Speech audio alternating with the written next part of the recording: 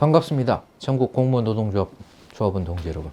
오늘 이 시간에는 노동조합 간부의 양성에 대해서 얘기해 보려고 합니다. 간부의 중요성은 누구나 잘 알고 있고, 또 간부를 어떻게 훌륭한 간부로 키워낼 것인가 하는 것을, 어떤 사람을 대상으로 간부를 선발하는 기준은 무엇이며, 이렇게 선발된 간부를 어떤 과정을 통해서 훌륭한 간부로 키워낼 것인가 하는 것은 노동조합의 미래와 관련해서 정말 이게 핵심적인 열쇠라고도 할 수 있죠. 그래서 노동조합 간부를 어떻게 양성할 것인가, 이것은 사실 이제 사람 사업이기도 하고 훌륭한 인재를 키우는 일이니까 나라도 그러하고 노동조합도 그러겠지만, 노동조합은 특히나 이게 무슨 돈 버는 조직이 아니고 어떻게 보면 사실은 사람 사업하는 조직인데, 사람을 어떻게 키울 것인가 하면 노동조합 사업의 다라고 해도, 전부라고 해도 과언이 아닐 텐데요. 그래서 얘기를 일단 이렇게 시작해 보죠. 노동조합은 누차 강조하지만 간부가 서야 노조가 살고, 간부가 성장해야 노조가 발전한다 그랬습니다. 노동조합은 돈 버는 조직이 아니에요. 자본가는 돈을 얼마나 벌었는가, 이게 평가의 기준이에요. 노동조합은 뭘까요?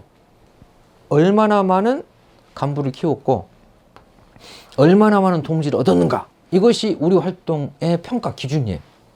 가령 내가 간부를 하는 동안 처우를 어떻게 개선했고 어떻게 했냐, 이것보다도 결국 내가 임기를 그만둘 때쯤 내 옆에 사람이 없고 기존에 같이 했던 사람들조차도 멀어진다면 과연 이것이 성공적인 집행부 활동이었을까요?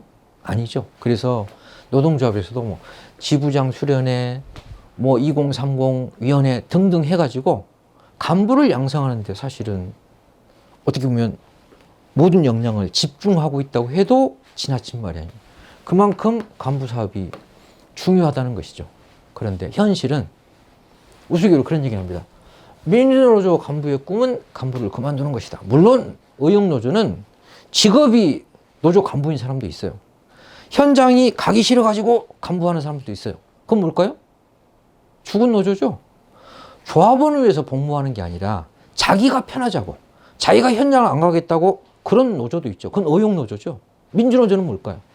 조합원의 이익을 대변하고 조합원을 위해서 복무하고 조합원을 위해서 헌신해야 된다. 나를 위해서가 아니라 조합원을 위해서. 그러니까 당연히 뭘까요? 나도 이제 간부를 그만두고 싶다.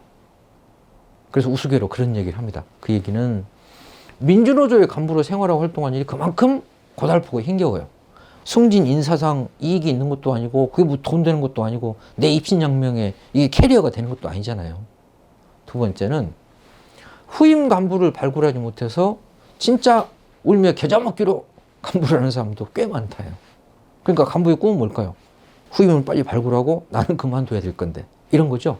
특히 이제 정년이 가까워지고 이러면 내가 이제 전임을 그만둬야 되는데 후임을 발굴하지 못하면 어떻게 해야 돼요? 노조를 공백 상태로 둘 수는 없으니까, 비대위를 할 수는 없으니까. 이건 그만큼 새로운 간부를 발굴 육성하는 일이 그만큼 어렵다는 얘기다. 왜요? 사람을 키우는 일이잖아요. 인재를 발굴하고 육성하는 일이 얼마나 어려운 일입니까? 그렇죠. 그러니까 사실은 교사도 그렇죠. 훌륭한 제자를 만나는 것이 자기 휴직 생활의 제일 큰 보람이고 기쁨이기도 하죠. 그런 것처럼 간부 양성 사업이라고 하는 것이, 이제 이 말씀 서두에 드린 얘기는 뭐냐면 그만큼 어렵고 힘든 일이다.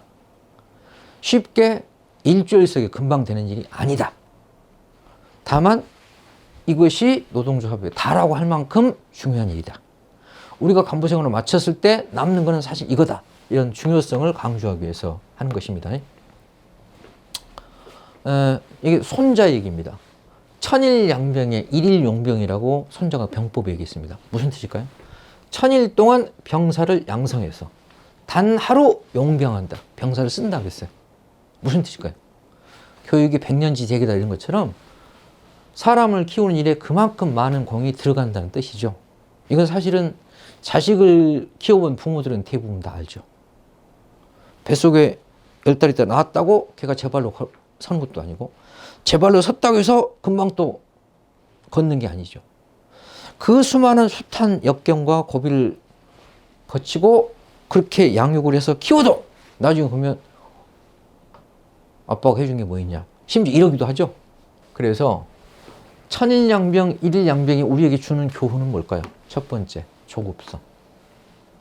간부양성이 일조일석에 되는 게 아니다. 무슨 성장 촉진제를 해가지고 빨리 할 수 있는 게 아니다. 실제로 신규 간부들은 올라올 때 자기 부서나 현장 때문에, 그리고 어쨌든 선의를 갖고 올라온 경우가 대부분이지만, 그렇다고 해서 이 사람들이 준비되어 갖고 올라온 게 아니다. 그런데 조급성 뭘까요? 과유불급. 우리 욕심이 과해서 오히려 모자람만 못하다. 그게 과유불급이죠. 모자람만 못하다. 과유불급 그러잖아요. 그래서 절대로 경계할 게 사람 사업에서는 조급성을 경계한다. 두 번째가 뭘까요? 초보 간부들에게 업무를 너무 많이 줘가지고, 왜? 욕심이 많으니까. 이걸 빨리 성장하기를 바라는 것은 욕심이고, 인내심을 갖고 하나하나 가르쳐주고 도와주면서 그 성장 과정을 함께 해야 된다. 이게 우리가 명심을 봐야 돼요. 사람 사업은 그만큼 지난한 거죠. 사랑, 정성 뿐만 아니고 뭘까요? 기다림이 있어야 되죠. 스스로 깨닫고 해나가는 과정에서 시행착오도 있고 실수도 있고 여러 과정이 있으니까요. 그럼 맨 먼저 이제 간부 양성의 두 가지가 주제인데, 하나는 간부를 어떤 기준으로 선발할 거냐, 두 번째가 어떤 과정을 통해서 성장시킬 거냐인데, 기준과 관련된 얘기. 기준과 관련된 얘기 이렇습니다. 제일 먼저 생각해야 될 게 능력주의를 경계하자요. 왜? 작년 2021년 우리 사회를 지배했던 큰 화두 중에 하나가 능력주의였죠. 능력주의였어요. 그러니까 능력주의는 뭐냐면 능력이 최고다요.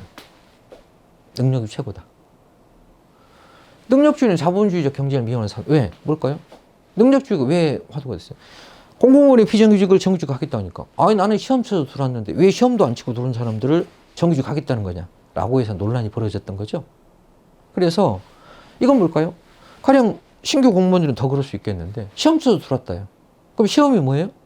그렇죠. 테스트를 했다죠. 근데 그 테스트가 뭘까요? 자본주의는 능력인데, 능력은 당연히 있어야 되죠. 그런데 능력주의는 뭐예요? 능력이 최고다. 능력이 최고다. 다른 말로는 능력이 뭐예요? 힘이죠. 힘이 최고다. 그런데 사람이 살아가는 사회에서 능력이 최고일까요? 이런 생각. 동물의 세계에서는 힘이 최고예요. 자본가들의 세계에서는 돈이 최고예요. 그런데 사람의 가치와 품격이 과연 그렇습니까? 만일 노동조 간부를 하는 사람들이 이 능력주의 가치관으로 간부를 발굴하고 바라보게 되면 어떤 문제가 생겨요? 능력 위주로 사람을 판단하게 되면 결국 인격이 뭘로 환산이 돼요? 연봉으로 돼요. 자본주의는 칼같이 연봉. 그럼 노조 간부를, 그래, 잘난 사람 뽑다 보면 간부가 잘난 사람이 돼요. 눈에 띄는 사람, 제가 똑똑한데? 능력 있어 보이는데? 이렇게 돼요. 그런데 이 능력주의는 어떤, 특히 비영리를 목적으로 해요. 또 과도한 경쟁을 추구하는 게 아니고 단결과 협력을 하려고 하는 거예요. 적자 생존 약육 강식의 원리가 아니라 서로 단결하고 존중하고 연대하고 하는 가치가 지배하는 노동조합을 하려고 그러면 이렇죠. 현실에서는 세태는 어떻게 돼요? 세태는 당연히 능력 있고 나를 편하게 해줄 사람을 찾는 게 세태죠. 근데 능력주의는 뭐예요? 200대 1이라고 하는 것은 한 사람의 위너를 위해서 199명 혹은 200명의 루저를 낳아야 된다는 거잖아요. 승자에게는 우월감이지만 패자에게는 패배가 남기죠. 문제는 뭘까요? 압도적 다수가 패배감에 빠지게 된다면, 자기 스스로 패배감에 빠지면 내 코가 석자인데 누구와 연대하고 단결하고 또 불의에 저항하고 투쟁할 것은 엄두도 못 내게 되죠. 그럼 어떻게 돼요? 자포자기한 대중보다 통치하기 쉬운. 왜? 스스로 이번 생은 망했다. 이게 누구의 논리일까요? 그렇죠. 지배계급이나 통치계급 입장에서 이보다 편한 게 없죠. 그게 능력주의가 뭘까요? 사실은 자본주의의 핵심적인 지배의 이데올로기. 이걸 넘어서지 못하면 결국 우리가 아무리 정의와 대의를 얘기해도 힘의 논리 앞에서 무력해질 수 없는데, 과연 그렇다면 우리가 생각해 그죠? 과연 그렇다면 능력주의의 대안은 무엇인가? 또 노동조합이 추구해야 될 가치는 무엇인가? 능력주의가 아니라면 이 얘기죠. 그게 뭘까요? 노동조합 간부는 어떤 사람이 하는 게 맞고 어떤 사람이 제대로 하는 걸까요? 또 노동조합 간부를 선발할 때 우리가 우선 봐야 될 것은 능력이 아니라 무엇일까요? 무엇일까요? 좋은 일을 해요. 착한 일을 해요. 정의로운 일을 해요. 그럼 어떤 사람이 잘할까요? 정의롭고 착하고 좋은 사람이 잘하겠죠. 노동조합은 똑똑함을 추구하는 게 아니에요. 왜? 노동조합이 학원이 아니잖아요. 학원은 그게 아니에요. 합격이 목적이에요. 그렇죠? 아니, 지금 우리가 학교교육을 비판하는 이유가 뭐예요? 전인교육을 해야 되는데 입시교육만 하면 학교하고 학원의 차이가 뭡니까? 학원은 그런 걸 따지는 게 아니에요. 인성교육 하는 데가 아니에요. 왜? 합격을 시켜주는 데지 착한 사람이나 뭐 인격을 가르쳐주는 게 아니잖아요. 노동조합은 뭘까요? 능력이 아니고 양심이다. 착하다. 정의롭다. 그게 뭘까요? 민중과 함께하는 마음. 그런데 자본주의로 치면 양심적이로 한 게 뭐예요? 돈 안 된다예요. 뭘까요? 참 법 없이들 사는 사람이다. 참 착하다가 뭐예요? 쟤는 참 착하긴 한데 뭘까요? 참 돈을 못 번다. 혹은 돈에 관심이 없다. 이런 거죠. 보시면 이렇죠. 현실의 자본주의는 물신주의예요. 물신주의가 뭐예요? 물이 뭐죠? 돈이죠. 돈을 신으로 모신다 아닙니까? 중세에는 하느님, 부처님 이랬는데 현대과학의 발전은 하느님, 부처님 없어요. 그러니까 이제 뭘 신으로 모셔요? 그렇죠. 돈이죠. 물신주의가 뭐예요? 돈을 신처럼 모시는 사회에서는. 돈이 안 되면 당연히 그건 저평가되죠. 돈이 안 되니까. 그런데 우리가 생각해보면 이런 거예요. 노동조합은 어떤 사람이 오래 하고 잘할까? 이런 거죠. 어떤 사람이 잘할까요? 양심적인 사람. 왜? 돈 버는 데가 아니거든요. 노동조합은 비영리 단체란 말입니다. 그럼 뭐예요? 돈이 아니고 착한 사람이 오래 하게 돼 있죠. 그래서 이렇게 볼 수 있죠. 양심적인 사람이 가장 강한 사람. 이게 이제 진보운동이나 노동조합 하는 사람들에게 명제예요. 왜 그럴까요? 양심적이라고 하는 건 뭘까요? 그래, 정의를 보면 외면하지 못한다. 불의를 보면 참지 못한다. 이런 게 양심이죠. 저렇게 되면 내가 출세한다는 거, 저렇게 되면 내가 돈을 번다는 것도 맞지만 그걸 다 외면하고 사는 사람들이죠. 불의에 개입하지 않고 부패에 물들지 않고 이런 사람들이 양심적인 사람들. 보세요. 어떤 사람이 양심적인 사람일까요? 이런 사람이 양심적이겠죠. 어떤 사람이요?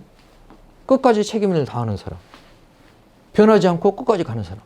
이런 사람이. 가령 독립운동 어떤 사람이 착한 사람이 오랬겠죠. 독립운동을 하는데 능력도 물론 필요하죠. 그런데 그보다 중요한 건 뭐였을까요? 민족을, 나라를 배신하지 않는 마음. 이거였겠죠. 반면에 똑똑한 사람은 토중에 그만두기가 쉬워요. 왜 그럴까요? 독립운동이 험난해. 노동운동이 활동도 힘들죠. 또 하나는 계속 회유를 해. 들어와서 간부를 한번 해보지 않겠냐? 이런 회유가 자꾸 생기겠죠. 그럼 어떻게 돼요? 흔들리죠. 더욱이나 10년, 20년 했는데 공무노조가 필증 나온 지 4년 됐고 이제 20년 됐는데 라고 하게 되면 어떻게 돼요? 높은 자리에 가서 먼저 해볼까? 이런 마음이 들 수 있죠. 그래서 제가 이제 간부를 선임할 때 저는 그런 얘기를 해요. 순서가 있다. 1, 사상, 2, 능력, 3, 품성인데 12개가 나오면 뭘까요? 1. 착한 사람. 두 번째, 능력 있는 사람. 세 번째, 성격이 좋은 사람. 이걸 다 갖추면 좋지만 첫째로 봐야 될 게 뭘까요? 우선 그래 착하고 정의롭고 좋은 사람이다. 능력은 뛰어난데 이게 못 받쳐주면 어떻게 될까요? 그 능력이 사실 사람 잡죠. 오히려 사람들이 실망시키고 배신감 안겨주죠. 뒤통수를 치기도 하고 직권조인을 하기도 하죠. 대표적인 게 뭘까요? 가령 사기꾼을 생각해요. 사기꾼은 똑똑해요. 유능하죠. 그런데 양심이 없죠. 그러니까 어떻게 타인의 재산과 생명을 막 훔치는 거죠. 극단적으로 비유하면. 그럼 보이스피싱은 사기꾼이 낫습니까? 아니면 능력은 좀 부족하지만 착한 사람이 좋습니까? 착한 사람이 사회에 유익한 거죠. 1 사상, 2 능력, 3 품성이다. 이런 얘기를 굳이 강조한 이유가 뭘까요? 능력도 중요하지만 능력 주의는 잘못됐다. 능력은 중요하다. 내 능력을 첫째로 치는 건 잘못됐다. 이 얘기는 우리에게 주는 교육. 내가 간부를 하는데 능력을 첫째로 앞세우지 말고 내가 진짜 간부의 자격이 있을까? 내가 간부를 잘하기 위해 무엇이 필요할까 할 때 먼저 고민할 게 아니라 먼저 고민할 것은 뭐라는 걸까요? 능력을 고민할 게 아니라 양심. 그래서 흔히 그런 얘기를 하잖아요. 내가 처음 노조를 시작했을 때 그 초심을 잃지 말자. 이런 얘기를 하죠. 이게 첫 번째. 어떤 사람이 훌륭한 간부로 될 수 있는 자질과 조건을 갖고 있는가를 알아봤고요. 이어서 자 그러면 그런 사람들을 선발했다 치자. 그러면 이 사람을 어떻게 그럼 훌륭한 간부로 키울 것이냐. 이것은 또 다른 측면에서는 아까 간부는 태어나거나 선천적인 게 아니고 간부는 조직적으로 교육받고 훈련받고 실천적으로 단련된다고 했는데 대저 조직적으로 한다는 게 뭐냐. 간부의 조직생활 얘기를 압축적으로 해보려고 합니다. 사실 간부의 조직생활 영역은 굉장히 중요한 영역이기도 하고 분량이 굉장히 많은데 시간이 제약돼 있으니까 그냥 핵심 우리가 또 놓치기 쉬운 것만 얘기하도록 하겠습니다. 조직생활을 흔히 5가지 영역을 얘기해요. 간부들이. 회의, 보고, 학습, 집행, 평가인데요. 익숙한 용어죠. 간부를 하다 보면. 회의로 시작해서 회의로 끝난다. 그래 집행부 생활은 맨날 보고다. 또 간부의 첫째가 학습이라 그런다. 그리고 돌아서면 일, 돌아서면 일, 내 집행할 일이다. 그리고 시시때때로 맨날 평가하고 있다. 다만 제가 오늘 말씀드리는 건 뭐냐면 여기에 대해서 구구절절히 얘기하려고 하는 게 아니라 회의, 보고, 학습, 집행, 평가. 그러면 간부 여러분은 조합원 여러분 어떻게 생각하세요? 회의, 보고, 학습, 집행, 평가 조직생활의 5 영역에 대해서 긍정적이보다 부정적이고 설레이고 기다리기보다 부담스러운 게 많다는 거예요. 뭘까요? 영상이 잘못됐다. 개념이 잘못 잡혔다 해서 그것을 올바로 바로잡는 것. 왜 우리는 회의에 대해서 부정적인가? 왜 우리는 보고를 부담스러운가? 하는 것만을 함께 지적하고 생각해 보는 것으로 마치겠습니다. 첫 번째가 회의예요. 회의는 뭘까요? 준비를 잘해야 된다. 쭉 나와 있어요. 여기 보시면 소수 의견도 존중돼야 한다. 이게 많이 나와 있어요. 회의는 우리는 회의에 대해서 왜 부정적일까요? 회의에 대해 부정적 인식을 갖게 된 게 학교에서 우리가 배웠던 예전에 보면 학교에 조회란 게 있어요. 학생들을 온통 운동장에 세워놓고 교수는 혼자 내 떠드는 거죠. 30분, 1시간 동안. 이 뙤약볕에. 그럼 사람들은 우리가 배운 게 조회인데 회의를 싫어하게 되죠. 근데 회의는 원래 그런 게 아니라는 거예요. 회의와 관련해서. 그래서 우리는 이런 부정적, 왜? 관료사회에서 공직 회의가 뭐예요? 높은 사람이 와가지고, 네! 전달사항만 얘기하고, 명령, 집행할 것만 하는 거죠. 가령 대통령이 주재하는 국무회의를 보세요. 예전에 박근혜 대통령은 40페이지, 60페이지 되는 거 혼자 다 읽고 있잖아요. 토론 자체가 없어요. 회의는 뭘까요? 토론이에요. 회의는 뭘까요? 원안을 바꿀 수 있어야 회의라는 거예요. 원안을 그대로 통과시킬 것 같으면 그건 회의가 아니죠. 그래서 회의의 핵심은 뭘까요? 소수 의견의 존중이 아니라 저는 그렇게 말씀드립니다. 민주적 회의란 다른 이견이 제출될 수 있고 집행부의 원안이 바꿀 수 있어야 민주적 회의다. 바꿔야 된다가 아니라 원안 그대로 통과시키는 것은 그건 회의가 아니다. 형식일 뿐이다. 이렇게 말씀드립니다. 그래서 다른 이견이 제출되고 치열하게 토론을 통해서 바꿀 수 있고 내용이 달라질 수 있어야 회의라는 거다. 이 말씀 드리고요.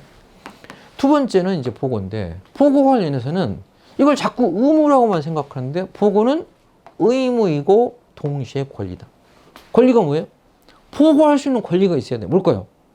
아니 내가 회의에 가서 내가 혹은 높은 간부 앞에서 내 상황을 정확하게 보고를 하고 그 보고를 하는 이유 뭘까요? 그래서 올바른 지침을 달라. 이게 보고거든요. 과정을 공유하는 것. 그것이 사실 우리가 함께 한다는 뜻이잖아요. 결론만 전달받으면 아니 우리는 무슨 로봇이 아니죠. 그렇잖아요. 그래서 보고는 의무이기 전에 권리해야 된다. 또 간부는 내가 하고 싶은 일을 할 뿐만 아니라 경청하는 것이 진짜 훌륭한 간부라고 그랬잖아요. 이것은 보고에서 그대로 드러난다. 이렇게 말씀드릴 수 있겠고, 세 번째는 더 강조할 것도 필요 없는 학습이에요. 학습을 안 하면 어떻게 될까요? 학습을 안 하면 꼰대가 되죠. 세상은 끊임없이 발전하는데 못 따라가면 라떼가 되죠. 그럼 어떻게 될까요? 위험하죠. 특히 지금은 시대 발전이 굉장히 빨라요. 못 따라가면 어떻게 될까요? 한때는 진보였는데 한때 진보가 어떻게 될까요? 이제 오히려 이것이 가로막고 있는 걸림돌이 될 수 있다. 특히 주의할 게 뭘까요? 확신의 함정이에요. 확신의 함정. 무슨 뜻일까요? 노동조합 간부의 첫 번째 요건이 뭘까요? 신념이에요. 신념은 있어야 되는데 이 신념이라고 하는 것이 시대의 요구를 못 따라가게 되면 뭐가 돼요? 이게 함정이 되죠. 함정이 된다고. 그래서 학습이 필요한 건 뭘까요? 다른 말로 학습은 우리가 가령 그렇죠. 몸이 안 좋을 때 그래 뭐 피트니스를 가죠.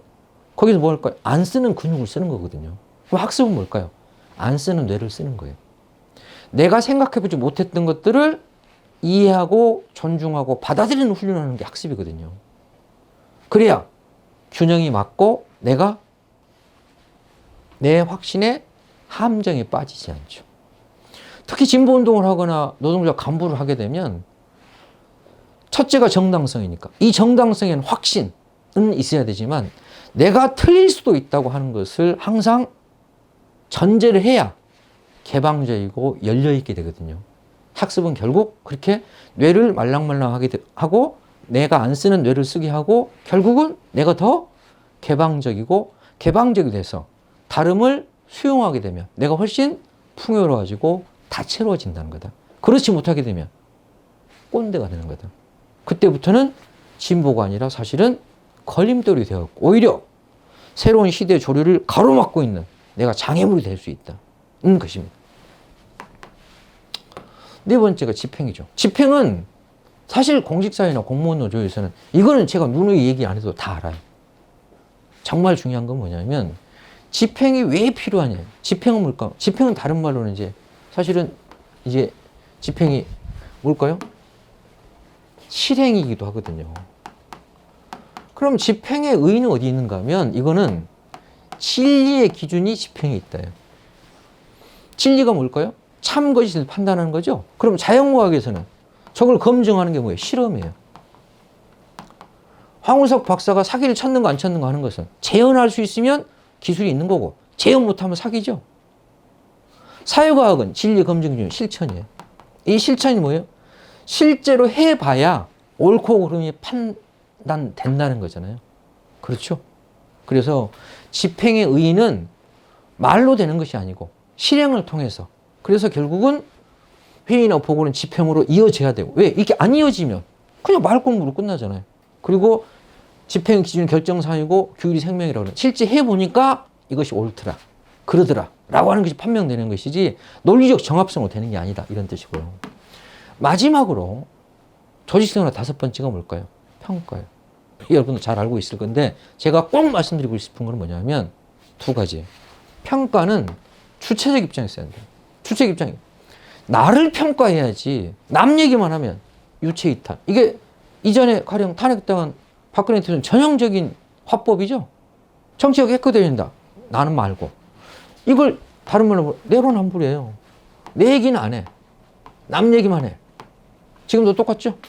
검사들이 회의하는 건 괜찮고 경찰이 회의한 건 안 된다? 그거 완전 유체이탈이죠. 검찰 공화국이 할 수 있는 이런 것처럼 주체적 입장에서 한다. 또 하나 중요한 점이 뭐냐면 우리는 평가에도 왜 부정적이나 부담스러운가 하면 기준이 잘못되어 있어요. 기준이 뭘까요? 우리나라 평가 제도는 일제교사예요. 어떻게 할까요? 보세요. 성적을 다 게시해가지고 반성적은 다. 학교 성적도 복독이 다 돼 있어요. 그런데 진정한 평가는 무엇일까요? 저마다 발전 단계가 되고 다 개성적 존재이기 때문에 핵심이 뭘까요? 어제의 나와 현재를 나를 평가하는 것이 기준이 되어야지 나와 남을 평가하는 것은 올바른 게 아니라는 거죠. 그 비교는 나의 발전을 위해서 필요한 것이지 나와 나를 비교해가지고 서열을 매기는 건 뭘까요? 사람을 기계처럼 줄 세우는 거잖아요. 진정한 평가는 뭐예요? 내가 이 일을 하기 전과 한 후에 어떻게 달라졌는가. 그래서 그 간부가 이 일을 하기 전과 이후에 어떻게 바뀌었는가를 평가해 주는 게 평가지. 이 간부와 저 간부를 평가하는 것은 단순 비교잖아요. 아니 간부의 경험도 다르고 출발 동기도 다르고 특성이 다른데 이걸 어떻게 하나의 잣대로 평가합니까? 그래서 평가는 기준이 달라야 된다. 이런 말씀을 드리고, 특히 이제 평가에 이제 지적과 비판이 나오게 되는데 지적과 애정을 갖고 해야 되고, 특히 지적과 비판을 하는 사람은 애정을 갖고 하고 받는 사람은 좋게 받아들이죠.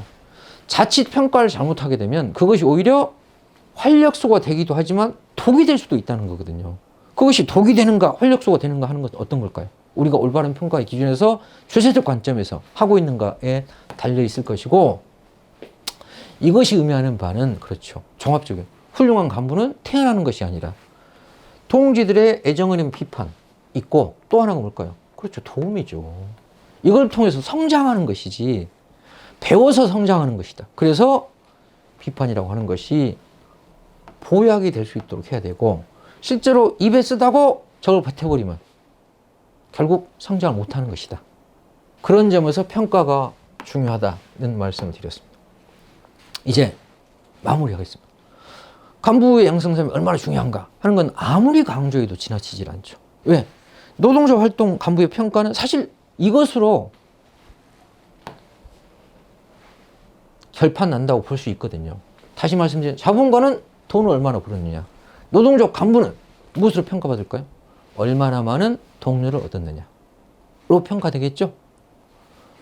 그래서 새삼 말씀드리고 싶은 것이, 간부가 가져야 될 요건 중에 저는 성찰이라는 단어를 꼭, 성찰이 뭘까? 한자를 보시겠어요? 소년할 때 어릴 소의 눈목자예요. 어린이의 눈으로 들여다본다거든요. 그래서 때묻지 않는 눈으로 자기 마음을 반성하고 살피는 것이 성찰이에요. 남에 대해서 비평하고 분석하는 게 아니라 제 입장이 이런 사람들이죠. 자기 얘기하는 거 남 얘기하는 사람. 그렇잖아요. 그것처럼 편한 일이 없어요. 그런데 진정한 성찰이란 자기 마음을 반성하고 살피는 것이다. 나 자신에 대한 반성과 살핌. 이것이 간부의 자세다. 이래야 자기가 성장한다. 그래서 춘풍추상이라고 그러죠. 춘풍추상이 뭘까요? 봄, 바람, 가을, 흐리인데, 다른 사람을 대할 때는 봄바람처럼 따뜻하게, 나를 지키고 경계할 때는 가을 서림처럼 엄격해야 한다고 그런 뜻입니다. 그런데 대부분 위정자나 잘못된 간부들의 특성이 뭘까요? 다른 사람을 대할 때는 칼같이 수상적이고 자기 자신한테는 한없이 너그럽다는 거죠. 그걸 뭐라 그래요? 내로남불이라고 그러죠. 그래서 우리가 훌륭한 간부가 되기 위해서는 지금 당장 얼마나 능력이 뛰어나고 성과가 많고 뭐 경력이 화려한가가 아니라 이런 자세를, 춘풍추상의 자세를 견지하기 위한 끊임없는 성찰, 이걸 통해서 성장한다. 이렇게 말씀드릴 수 있겠습니다. 그래서 이 시간에는 간부를 어떻게, 그러니까 간부 사업은 얼마나 이제 아무리 강조해도 지나치지 않은데 어떤 사람을 간부로 양성하며, 좀 발굴하며 어떤 과정을 통해서 우리 스스로 훌륭한 간부, 신뢰받는 간부, 사랑받는 간부, 존경하는 간부로 성장할 수 있는가 하는 데 대해서 알아봤습니다. 고생하셨습니다.